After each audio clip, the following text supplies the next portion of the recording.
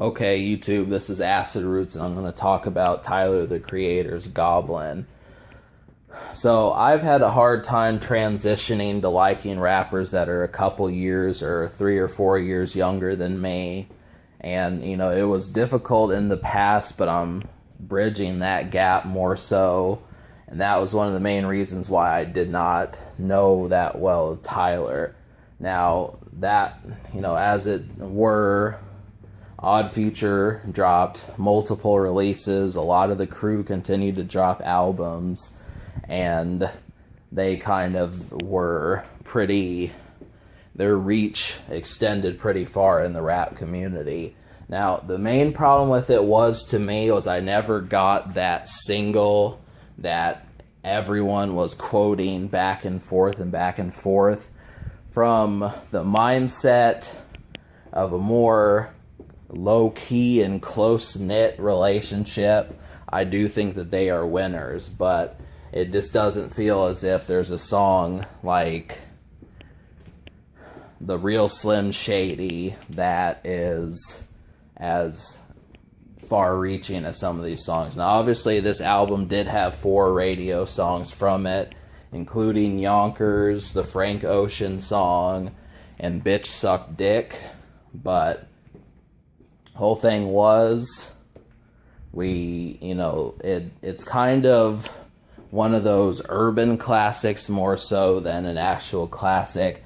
And, paying attention to that, it's kind of like you win, but then at the same time it feels like a draw just because you have to decide if that's all you're looking for is just kind of underground credibility. So, obviously, with albums like this backing him, it does seem like Tyler's getting a catalog, but I'm not as sure what is going to wind up being his definitive work. Odd Future has not dropped a second album. I was surprised that they did not put out another Odd Future tape or anything of that sort. And things kind of went strange 2013, 2014. It was just a mystery as to what to be expected from this group as far as what they were going to continue doing. I don't know the in-house drama that went on, but I do think we could have used a few more projects from these guys. Now, as long as you know that, the answer to the success here is just following people throughout the different branches or the different roads that they took.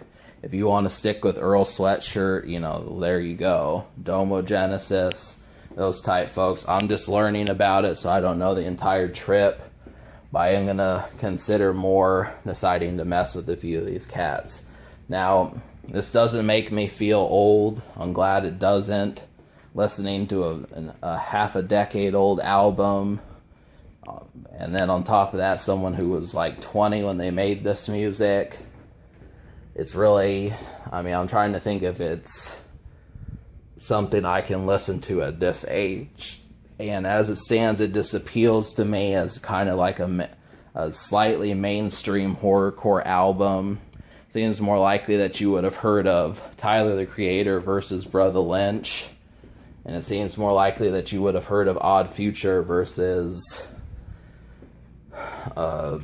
some other group, just depending upon who they are.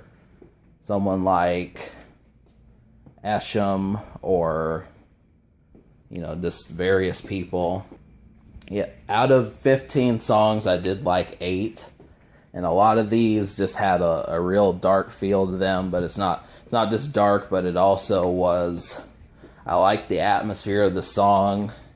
A lot of times this sort of thing does excite me, and it's, music should be exciting. Yeah,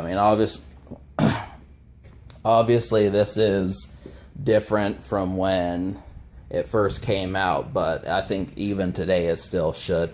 It just depends upon how much you played the music. Obviously if you've been knocking this album since 2011, it might start to show its age, but I really don't think Tyler, the Creator, has lost his touch, so I'm gonna guess and say that maybe that's not the case. But alright, the 8 songs that I'm going to say that should be heard are Yonkers, She, Sandwiches, Bitch Suck Dick, Transylvania, Nightmare, Tron Cat, and Fish. Now, it's important to note that Tyler, the Creator, does have a character, and, you know, not paying attention to what he says is not the wisest decision. I mean, it's not as if the main thing should be just beats listened to on this album. He's one of said people, and once again, there's just not folks who are identical as much besides who he affiliates with. So that's another thing, is it's kind of, you know, it's good. You know, I like when folks come out and they are someone interesting. I think, yeah. The only other thing that can be said is I'm going to give this album a 6.5 out of 10. And the social score I'll give a 6.5 also, because there were 4 singles released. Or I'll give it a 7 social, because it did have a lot of, you know, word of mouth and appeal to it from a lot of the audience out there. So I know that there's lots of folks who are going to vibe with it pretty well. The future, Tyler, the Creator, did drop an album in 2015, and he's probably working on an album now. Not sure what Odd Future is up to, but, you know, hopefully we'll know. And so, can this record be topped? It can, but this is one of those things. I mean, I kind of underappreciated this, but for a debut that hits, that covers these bases the way it does, this is a better debut than some artists even have, or some artists who see the light of day get. So that's something to note, is this is probably a better debut than a lot of folks. May not be Doggy Style, but that doesn't mean that it's, you know, short-winded. So subscribe for more fun.